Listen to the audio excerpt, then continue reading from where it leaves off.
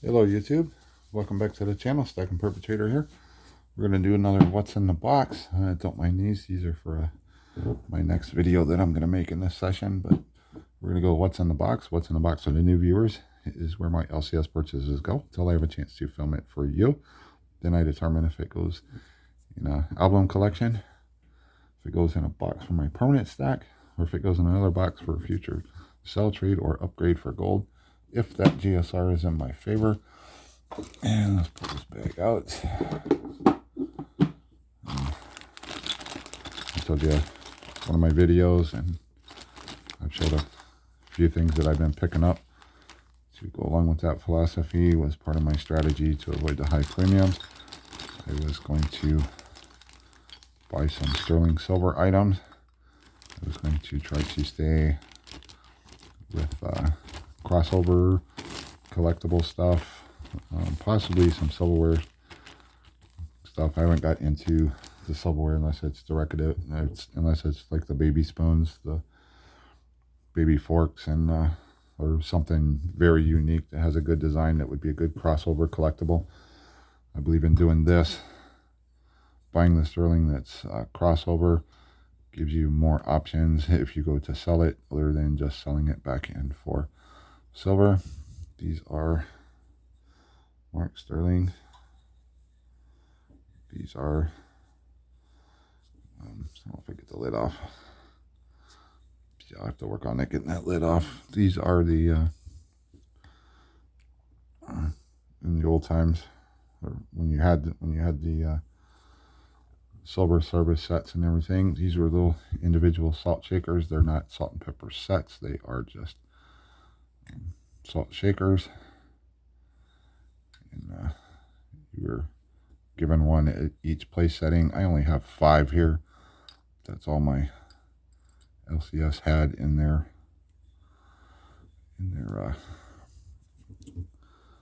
bin that was turned in from a customer that sold off some silver that their family doesn't want anymore. So I was happy to get these. One of the reasons, because there's a lot of people that do collect salt and pepper shakers, and this kind of fits in as that cross collectible. And of course, you have silver collectors and somebody putting a set together of a certain pattern or whatever. Plus, they're nice and small, unique. I can always. This one needs a little cleaning. It's got something on it. Something on it. But I'll worry about that later. And then I got a kind of a unique piece. This also is a crossover collectible. This is come on. Let's see, I can't read that even through the camera. Maybe you could, but let's put the loop on it. That's a good hallmark.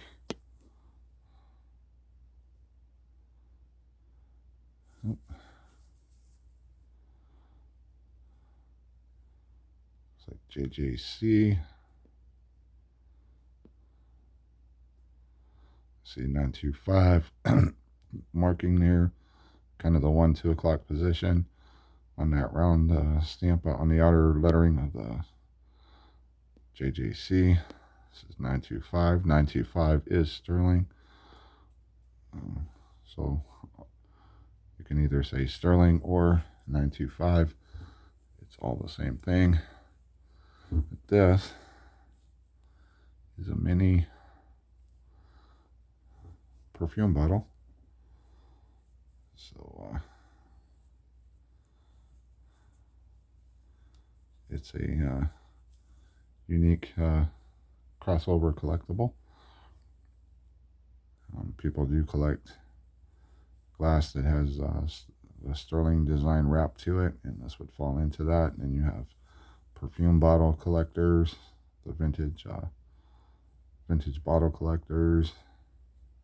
You know, the ones, like I said, the ones that specialize in perfume bottles.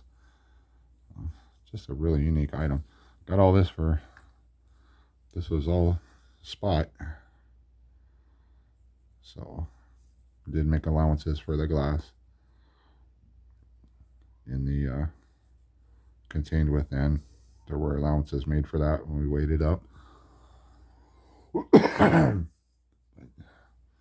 Just another part of my addition to my stack to avoid paying the high premiums. I know some of these aren't very interesting, but you know, to me they're unique. I actually have a collection of salt and pepper shakers and sterling, so I will put all of these with those and put those with that display that I have in my home, and then I will find somewhere one of my other collections that I have. I'll find a spot for this to go, but I thought this was a really cool piece. That is like an amber glass in there, so just a unique piece. This thing, ladies, if you're watching, back in the day, this is what you carried in your purse or handbag, whatever they called it back then. But anyway, let me know what you think down below. Are you buying any sterling silver? Are you avoiding it? Are you still paying the high premiums? Let me know your thoughts down below. We'll see you on the next one.